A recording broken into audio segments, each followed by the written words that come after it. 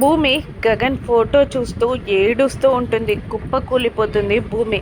శరత్చంద్ర అక్కడికి వచ్చి ఏడుస్తున్న భూమిని చూస్తూ, ఇంకా ఎంతసేపమ్మా ఇలా ఆ ఫోటో చూస్తూ ఉండిపోతావు అని అంటూ ఉండగా, అది నాన్న అని ఏడుస్తూ వణుకుతున్న గొంతుతోనే ఇలా అంటుంటుంది భూమి. బావ నాకు దూరం అవ్వలేదు నాన్న, కొంతమంది దుర్మార్గులు బావని నాకు దూరం చేశారు నాన్న అని అంటూ ఉండగా గిల్టీగా ఫీల్ అవుతూ ఉంటాడు శరత్చంద్ర. మళ్ళీ భూమియే ఇలా అంటూ ఉంటుంది, బావ నాకు దూరం అవ్వడానికి, నా జీవితం ఇలా అవ్వడానికి, నాకు ఈ గతి పట్టడానికి కారణం ఆ ఎస్పీ సూర్య నాన్న. ఇక ఆ సూర్యాని వదిలిపెట్టేది లేదు.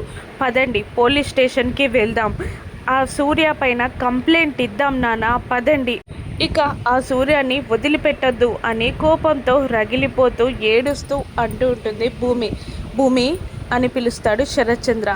ఏంటి నాన్న అంటుండగా, నీకు ఒక విషయం చెప్పాలమ్మా అని తడబడుతూ అంటుంటాడు శరత్చంద్ర. ఏంటి నాన్న అది అని అడుగుతూ ఉండగా, గగన్ని కాల్చింది ఎస్పీ సూర్య కాదమ్మా అనేస్తాడు శరత్చంద్ర. మరి ఎవరు అని అడుగుతాడు భూమి. భూమి ఎవరని అడుగుతూ ఉండగా తలదించుకొని, నేనేనమ్మా అని చెప్పేస్తాడు శరత్చంద్ర. దాంతో ఒక్కసారిగా భూమి షాక్ అవుతుంది.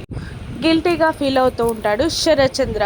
తన మొగుణ్ణి, తన బావని, తన ప్రాణాన్ని తన కన్న తండ్రే చంపేశాడని, షూట్ చేశాడని తెలుసుకున్న భూమి కుప్పకూలిపోతుంది. ఇప్పుడు శరత్చంద్రని భూమి ఏమంటుంది? క్షమించగలుగుతుందా, లేదంటే శరత్చంద్రకి భూమి దూరం అవుతుందా?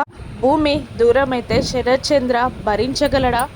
అసలు గగన్ని షూట్ చేసింది ఎస్పీ సూర్య అన్న నిజం ఎలా బయటపడుతుందో రాను ఎపిసోడ్స్లో చూద్దాం. Thank you for watching.